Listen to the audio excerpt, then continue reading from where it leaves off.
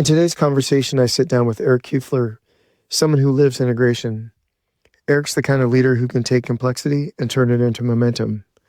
We talk about what it means to compress time to value. From his early days at Motorola to co-founding KS2 and guiding leaders through the Pinnacle system, Eric's story is about clarity under pressure and how alignment determines the rate at which things move forward.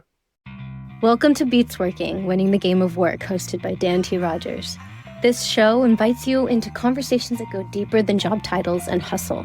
It's about rethinking what work is for and how we can design it to serve our lives, rather than the other way around. Here, we'll talk with leaders, makers, and thinkers who are doing more than earning a paycheck. They're getting paid to practice life. Eric, thanks for joining us today. Pleasure to be here, Dan. So I'm hopeful that everyone prior to listening to this has already gone super deep and they've totally scrolled and done everything. And they already know everything about you. But just in case they haven't done that, do you want to maybe introduce yourself a little bit just in terms of who you are, what you do, and what keeps you either out of trouble or in trouble, depending on how we look at it? Yeah, sure will. Thanks, Dan. So, hi, everybody. I am Eric Kuefler. I live in the Dallas-Fort Worth area, and I co-founded KS2 with my partner, Dan Scheinling. We are an IT service provider doing managed services and cloud work in the Oracle space, and been doing that for 20 plus years, and then founded another company that's based off of Pinnacle called Multiplier. So I'm working with leadership development teams to help grow their teams and their companies, both top line, bottom line, process, the whole nine yards. And so started this whole entrepreneurial journey, 25 years ago or so. And I think, my friends, at least that know me well, would probably say I'm probably unemployable at this point. Yeah. Were you ever employable? I feel like you're one of the few people I know in our space that was probably highly employable at one point in time. Is that tell us maybe a little bit about before KS2, before you found it out. What did work look like at that point? Yeah. So, I think I'm employable still, but I this is a freedom choice, right? Like, yeah, sure. Strategic coach. I graduated from college and then worked for Motorola and had a fantastic career there and did a large Oracle implementation project there. And I don't know if you've ever heard this story, Dan. Have you heard this before?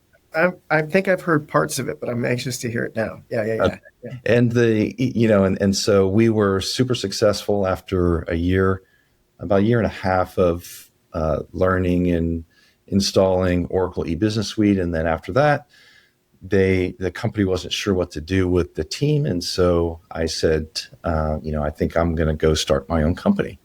So that was, and prior to that implementation, I was in accounting and finance in various roles and, had accounting, finance, and then passed the CPA exam. So was very employable in terms of corporate.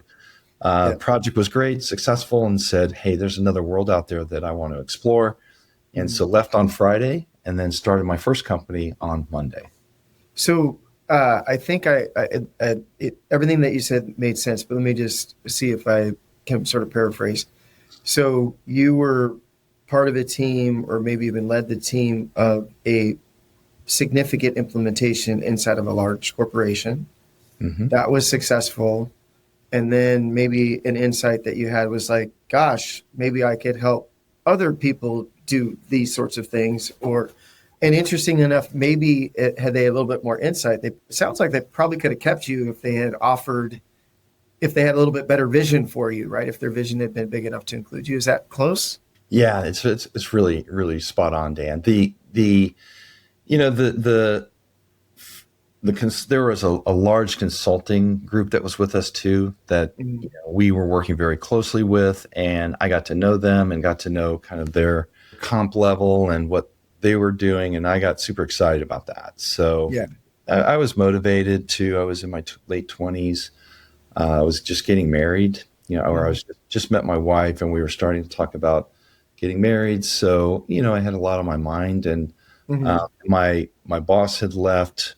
Great guy. And then he said, hey, come over to this other company I'm at. I'm going to implement this other software called Oracle JD Edwards, and I think you'd be a perfect fit.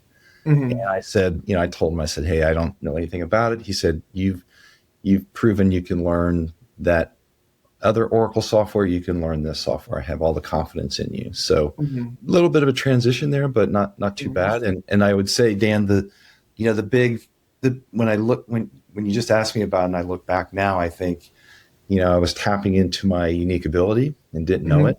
And, certainly can recognize that now and that unique value contribution that comes out of those types of projects. Yeah. And so I'm really hopeful that folks know what unique ability is. So we're going to just assume that they are, and if not, that they'll be able to find out, listening to other folks. But so tell us a little bit about how you see your unique ability showing up early on before you maybe had fully articulated it. Yeah. So my unique ability tends to be around integration, around systems. It's about putting different pieces together for a comprehensive solution, right? And so, the accounting finance was certainly pieces to that puzzle. Then, being able to automate that through software was another piece. And as a kid, I had a computer early on and was one of the early hackers, if you will, using a modem and a Commodore 64 and going to user groups and learning and downloading software from all over the country, learning how to use the phone system, probably not the most legal thing in the world. But putting all these different elements together to achieve the outcomes and things that I wanted at the time. So that tends to be right in my wheelhouse. Yeah, well, and I've heard you say this, and maybe other people have said it, but I think I've only heard you say it. And I thought what you were going to say is that what your unique ability is that you compress time to value. That tends to be the outcome, and that as you say that, it tends to be what I'm looking for in terms of how can we simplify, how can we reduce steps, how can we get there faster? Is there a better way? That tends to be one of the questions that I continually find myself asking is, how can we do this better? And then, everybody knows better, faster, cheaper, those things. But it's just, how can we get there faster? Well, and, we met in Strategic Coach several years ago, and I don't know that. Dan might have titled the first book around it. I don't think he invented multiplier versus simplifier. Those are the two basic ways to create value. But so you would be a self-identified simplifier then? Is that safe to say? I'd like to think so. I hope the people around me don't think I'm a complicator but I'd like to think so. I'd like to think I can take, a lot of chaos, a lot of moving parts and simplify that into directionally what to do as a company or as a leadership team and such. Yeah, well, and I think one of the things, and I think we did that exercise together. Not sitting side by side, but in the same room. And I definitely struggled with it sort of initially because I think frequently folks, highly creative folks, and creativity can look in a lot of different forms. They do both. Right? Like it's not just, there's very few one-trick ponies out there that just simplify or they just multiply, right? And anybody with any level of success definitely respects the other side in terms of, we do this so we can get that or whatever. So did you struggle with any of that or how do you deal then with the multiply side of it then? Or what does that start to look like for you? Yeah. So the step one for me tends to be before I can multiply, I have to simplify, right? Like and we're going through this right now with AI, for example, right at my company. So there are so many different options and so many different use cases, so many different avenues and paths we can go down and I'll call it the enterprise AI space because that's where we play within our ERP space. So and we just had a meeting on this on Monday where the use cases from the team, there's probably 20 use cases. Okay. They're all around things that would benefit clients, whether it's OCR automation, whether it's doing inventory via drone. I mean, there's really some creative solutions that we're thinking about. But the problem is it's too much, right? You get stuck because you're trying to figure out too many things at once. So how do we kind of filter that down? And there's some techniques that we use with the value versus the level of effort and the feasibility of that to try and draw down that list as one thing. And then once we get to let's say we get down to ideally 2 to 3 choices, then we would be able to then multiply that out by reaching through our 50 plus enterprise clients and saying, hey, here's some options that we might be able to plug into your environment. What do you think? That kind of thing. Yeah. So for me, it's really around that. Step one is, how do we eliminate the unnecessary steps? How can we simplify this? Are we really clear on the problems that we're solving? That's another thing that's part of our process is, what problems are we solving here? And does anybody care? So tell me, are there any sort of stories that come to mind that helped you sort of learn all that? Because I know you well enough to know that that's what you do. And maybe that's what you did from the womb. But my sense is that because you are such a great learner and you're a lifelong learner, that maybe there was some lessons along the way that sort of helped sharpen that up. Anything come to mind when I ask that question? I think about Cliff Notes. Yeah. How could I, like in high school, we had to read a lot of books, and how can I shortcut this? So, and Cliff Notes kind of resonates with me in this conversation, Dan, because, like when we're building these, when my team or when we're communicating to clients, one of the things that we find ourselves running into a lot is we over word things. It's overcomplicated. It's not clear. So how can we summarize, net this out so that it makes complete sense to everybody that reads this? So it's self-evident, we like to say, right? So I've been doing that since, middle school, high school. That just translated well into the workforce in terms of, how can we communicate effectively in a business context that gives the right people that we're talking to the right level of detail, the right level of richness in terms of the information. Yeah. So I see the sort of compressed time to value on Cliff Notes, right? And maybe you have been doing it since the womb. So maybe tell me a little bit about what it was like when you first started KS2, and what was the difference between maybe being inside of a large company like Motorola, trying to implement, versus supporting from the outside large companies or mid-sized companies, whatever size the customers were. What was that, some of the learnings along that? And then obviously the company's bigger and more successful than when you started. So maybe tell us a little bit about the growth and development of KS2. Yeah, Motorola was very entrepreneurial, at least the group that I was in. So I was fortunate in that regard. And one of the best learnings and trainings I got from them was going to Motorola University in Schaumburg and learning about Six Sigma, right? So 3.4 parts per million, that was drilled into our heads. And that became a responsibility of every single person in every single department. So I was in accounting and finance, and then in IT, and then I was a manufacturing analyst. So I had a lot of different roles. And in all of those roles, we had to measure our process steps. We had to measure how long it takes to do a particular step. And then we were always challenged on, why are we doing that? Can we eliminate that? What's the value add in that step? Does this add value? Yes or no? No. Okay, then cut it. So that was the mindset at Motorola. And then when co-founding KS2, and prior to KS2, I had an independent company.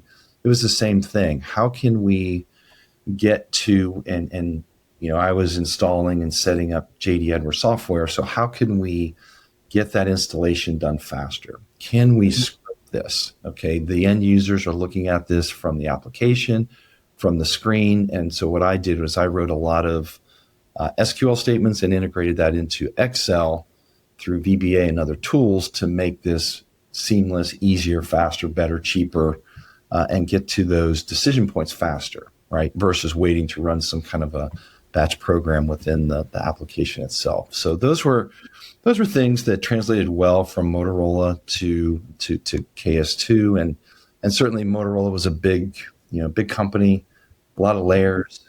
So that was another positive. And co-founding KS2 was around not having those layers, right? Go fast, move fast, and break things, which happens a lot, and being able to design and build our own services that can speed and improve the time to value for our clients.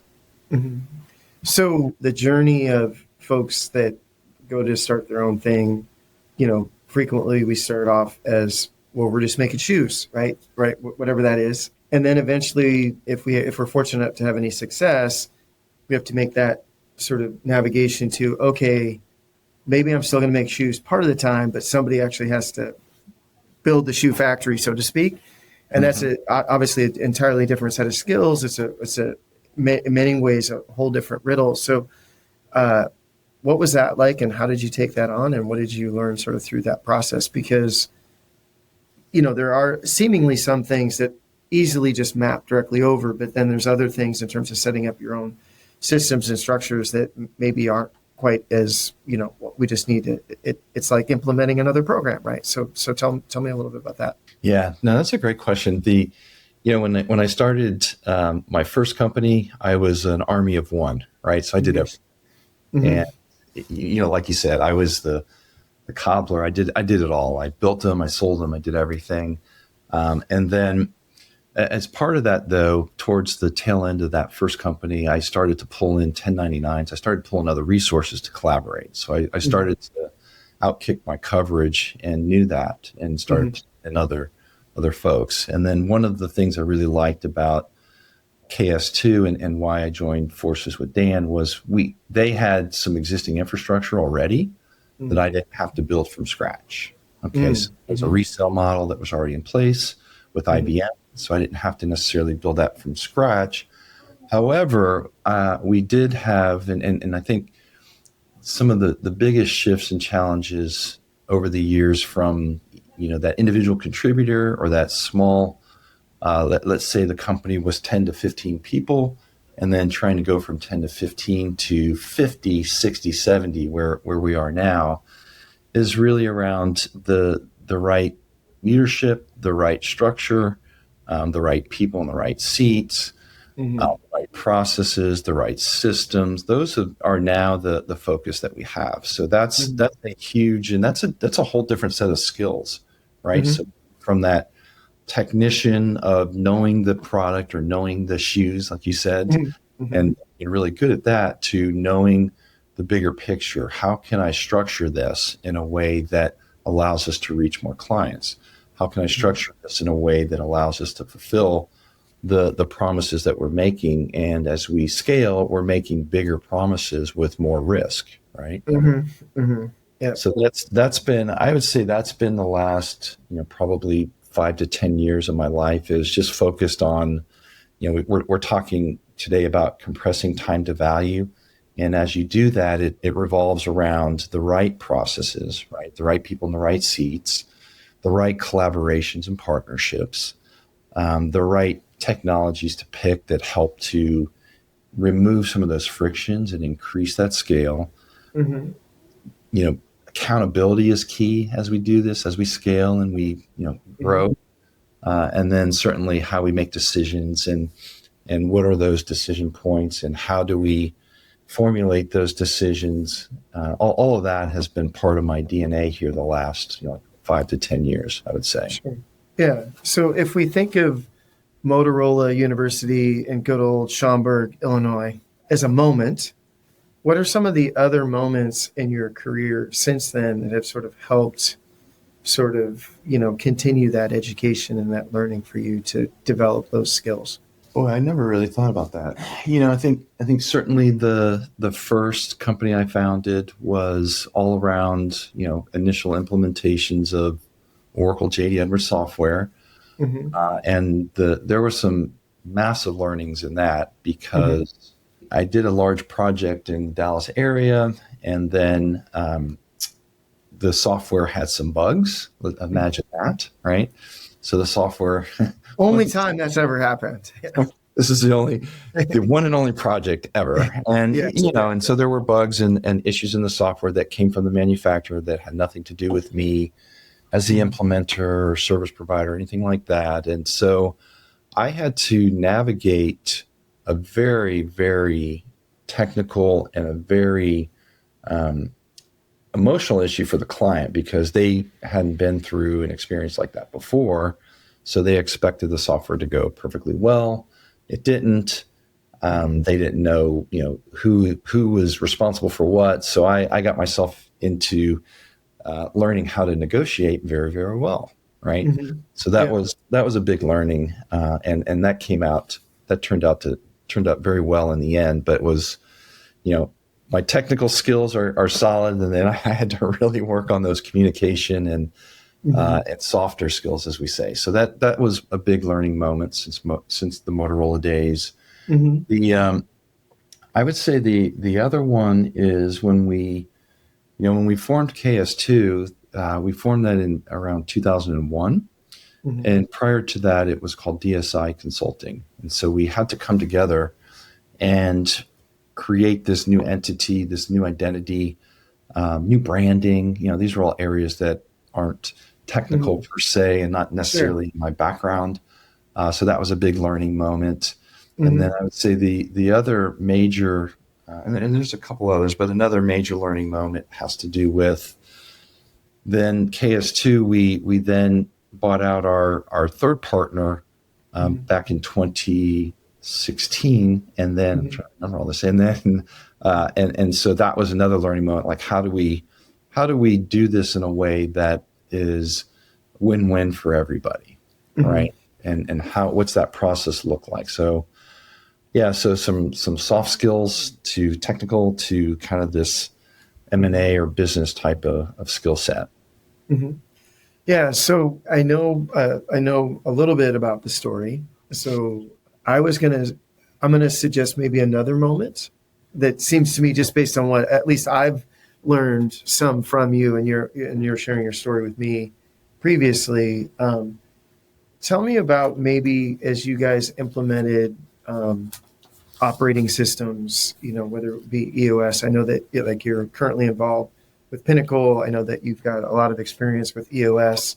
My bet is there's probably some others that are out there as well. So if we frame those as moments, what do those start to look like?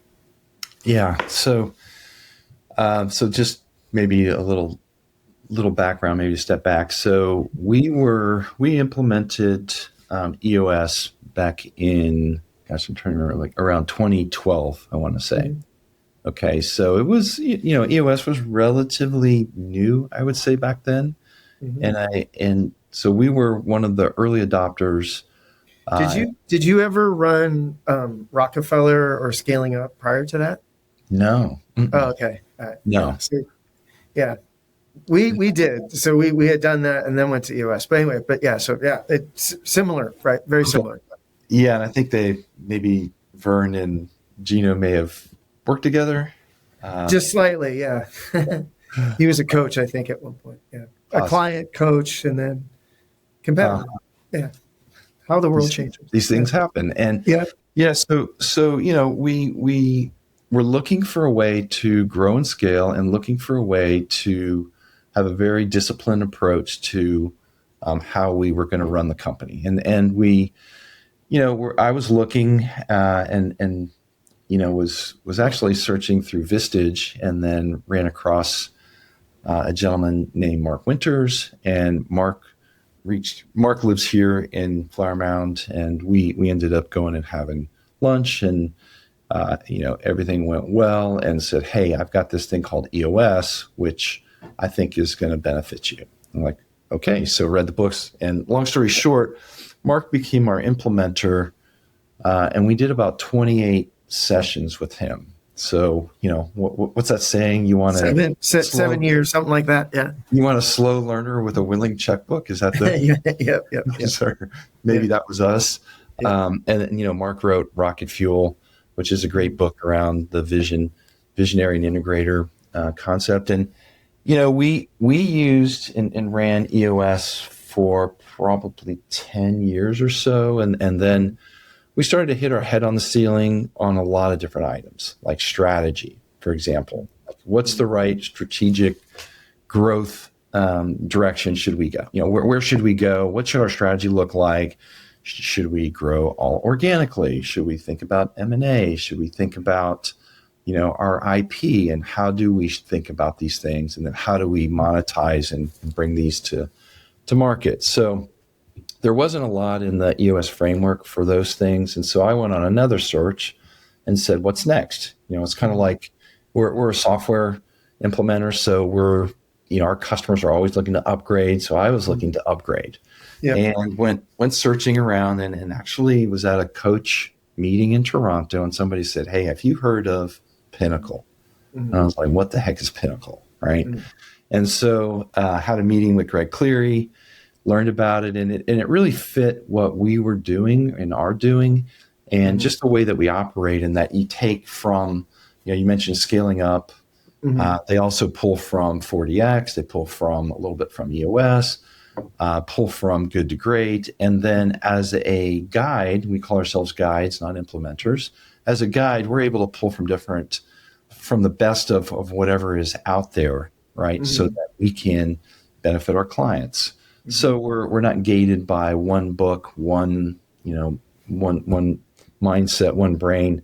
We can put different items together, much like you would cobble together software to fit your business requirements. So we've been on Pinnacle now. I've been a Pinnacle guide for almost 4 years.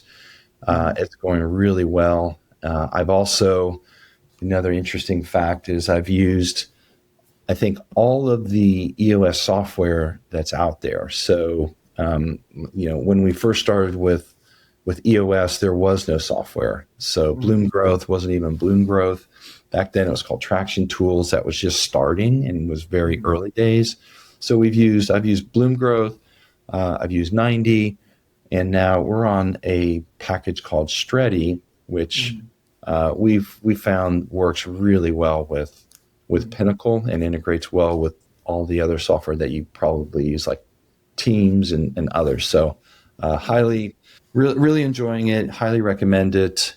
And that's a little bit of my journey through the EOS to Pinnacle. And the other part that may be worthwhile to share is as when we were using EOS, we did a test. My co-founder and I, Dan, we did this vision integrator test that was designed to kind of decide, are you a visionary? Are you an integrator? Yeah. And so when I took it, I scored high on both. So it was either.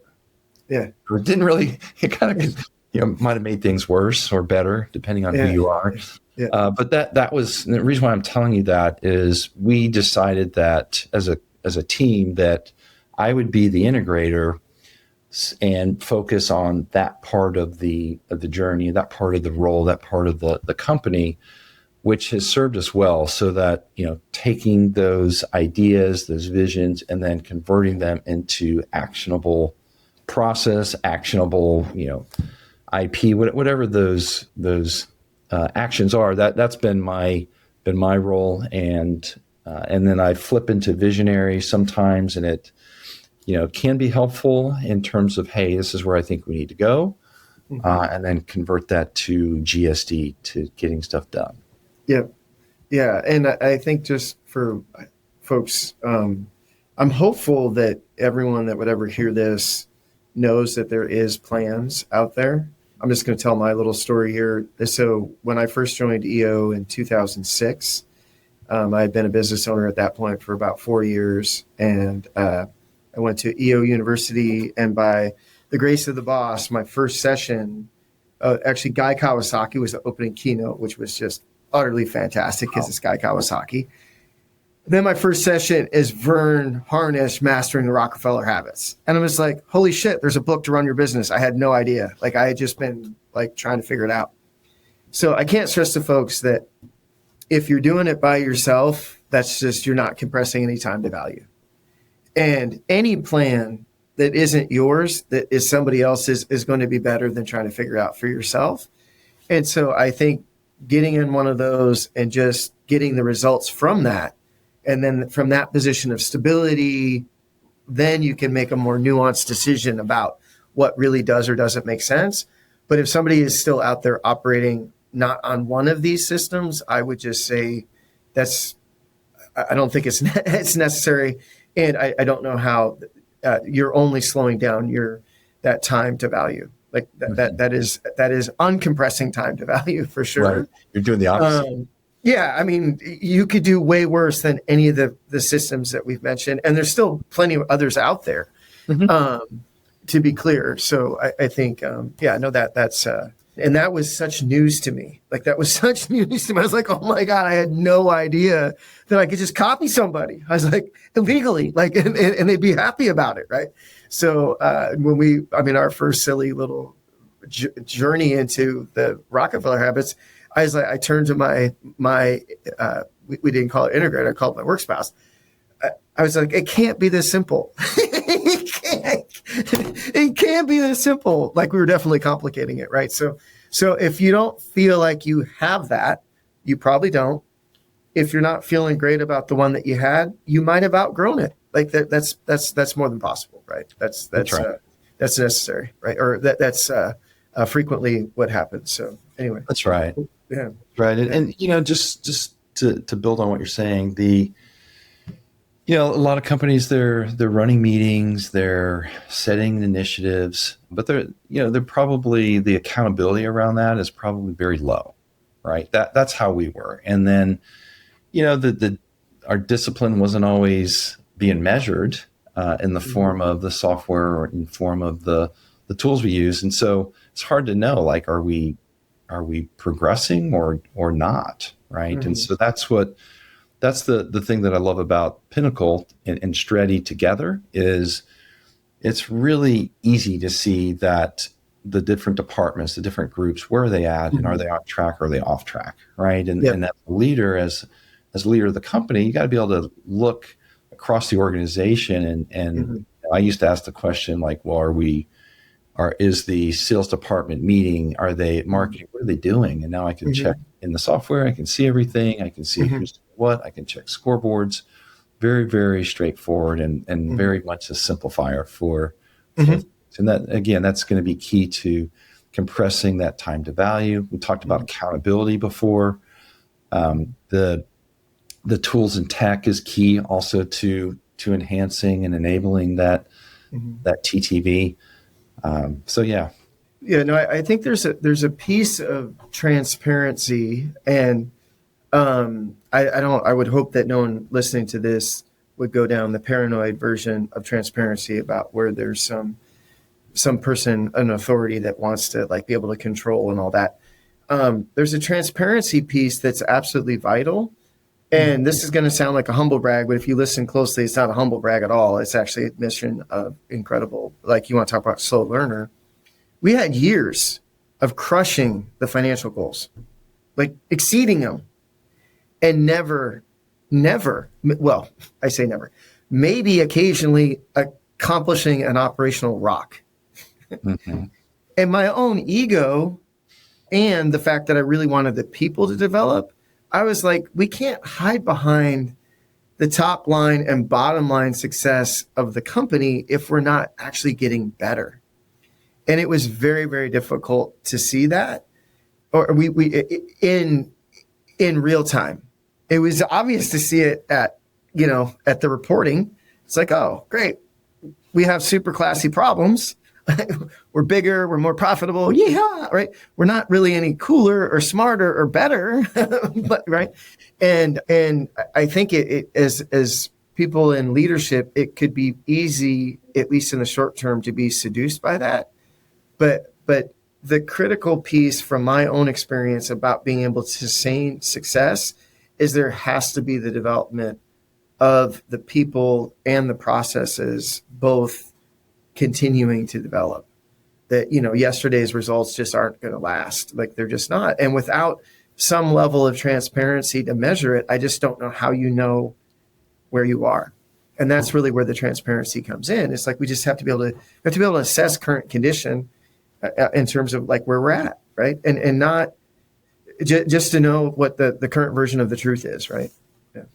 Yeah, 100%. The other thing I would add on to transparency is it repeatable and predictable? Yep. Okay. And so, we've all had this in our companies where we have one transaction or two transactions that just, you hit it out of the park. And so your revenue and your bottom line look great for the year. But then you do things like, well, let's pull out those two large deals. Now, what does it look like? Yeah. Well, it doesn't look as great. Yeah. And so that's where and a lot of times it's because you don't have that predictable, that repeatable process. And so you're swinging for the fence once a year. You're in quarter four to try to make your year. And if you're just doing that consistently throughout the year, you can manage cash flow better. You can make that roller coaster of your life.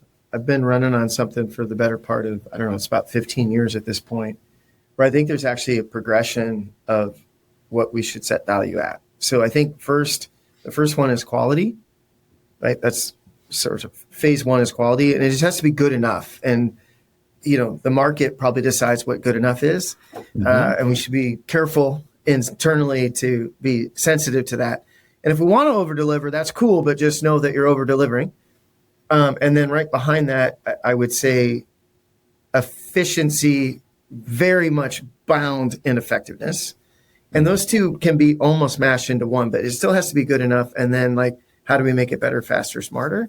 Then comes transparency. Can I see through the thing? And then ultimately that allows me to be highly, highly predictable. Right. And then ultimately I can measure it. Right. I can. Right. And if we go back to Peter Drucker saying the only skill that an effective executive is supposed to have is their ability to predict and deliver results. Right. And so I would say, hey, if you're good enough, right. All right. You've checked that box. Is it organized? Have we put things in order the right way? Cool. Can we see through it? Awesome. Well, then you should be fairly predictable at that point. If you're not, go back one step and double down on the work to get it a little bit cleaner. You seeing anything with that progression that we could I like that. add on and make better? Quality, efficiency, bound with effectiveness, and then transparency, right? And then I like the only thing I would think about is a high degree of accountability, like that transparency and accountability. To me, those are maybe those are tied together. Yeah. Does that make sense? No, I love it. And I'm glad I asked you, because we'll just fold that in, brother. And how that'll work is like my friend Eric once said, and then, well, people say, and then we say, like that's how that one's going to play, just so you know. No, I'm hyper vigilant around efficiency. Efficiency is fantastic if we're doing the right thing. Exactly. And that's why I want to make sure we have the effective part. And there's no question that transparency, if we can see through it, great. But are we holding people accountable from what we see? So I think that's another one of those that would be easily lost potentially. So that's great. That's really, really, really good. I like that. Yeah. And in that, in that efficiency and effectiveness, that those two items that are bound together, in my world, sometimes we find ourselves trying to automate a bad process, right? Like there's 12 steps to this and now I'm going to automate it. And my first thing is, why is there 12 steps? Let's simplify this first before. And so let's not automate a bad process. Everybody knows that. On that accountability part, again, just to tack onto that, what I found is if you're highly accountable, and the way that manifests, at least at my company, is we show at our all hands meetings, we show our quarterly results. So we show the P&L and we say, here it is, guys. And it's all its glory and splendor, right? You guys, these are the numbers and there's real costs.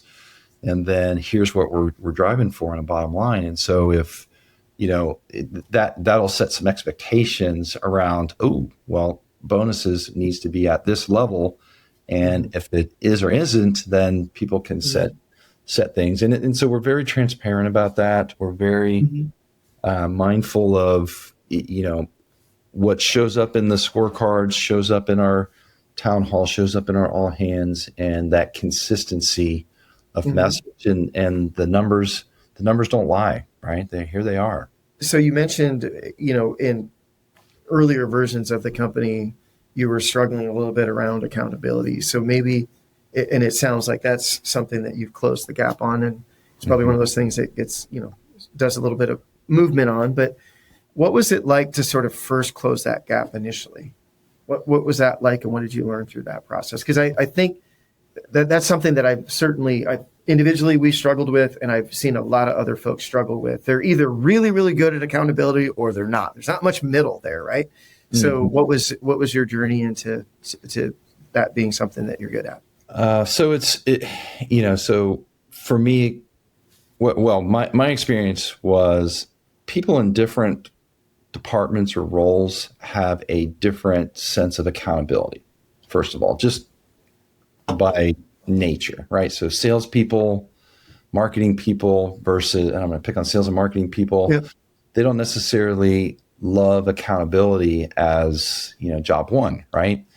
And then of course, like backstage, so accounting, finance, those roles, they just are naturally accountable. Mm-hmm. So when we first started, I would say we were in a culture of, we had a sales culture, it was like, we got to sell. And so, as long as we were hitting our revenue targets, then things are good. Right. And, what's the issue here at times? So I brought in a lot of accountability around, like, here's how we're going to break this down. And so one of the things that I found to be super helpful and effective is to take the P&L and to take each of the key sections, not every line item per se, but key sections, and then assign them give them a name, right? Assign an accountability per somebody's name. You're responsible for cost of goods sold, right? Mm-hmm. In operations, those things. So that transition to what I just described, that didn't happen overnight, certainly. Mm-hmm. And I would say that as it did start to change, and I think without a record keeping system, a system of record of what are the targets and are we hitting them or not. If you don't have a system to do that, and let's say you're doing them in Excel, but you do them every other week, and you're not really keeping up, and you're not really presenting it to everybody, and it's on your hard drive, all of that is going to act against accountability. So we forced everything into the system. That forced the culture also to start being accountable. And we tie bonuses to rocks. We tie bonuses to the KPIs. And then the last thing I would share here is I've taken this from Keith Cunningham, but I simplify and say, let's focus on the three keys. So what are the KPIs, right? Everybody knows measures, metrics, all that. What are the deliverables? And then what are the outcomes for your role? What are you trying to achieve? What's expected here? And are we hitting those outcomes, those results, or not? Mm-hmm. So those are the some of the elements that we're using to shift the culture to highly accountable. Thanks for listening to Beats Working, Winning the Game of Work. If something resonated, share the episode and subscribe wherever you get your podcasts. And remember, clarity isn't something you find. It's something you practice. And getting paid to practice life beats working to get paid.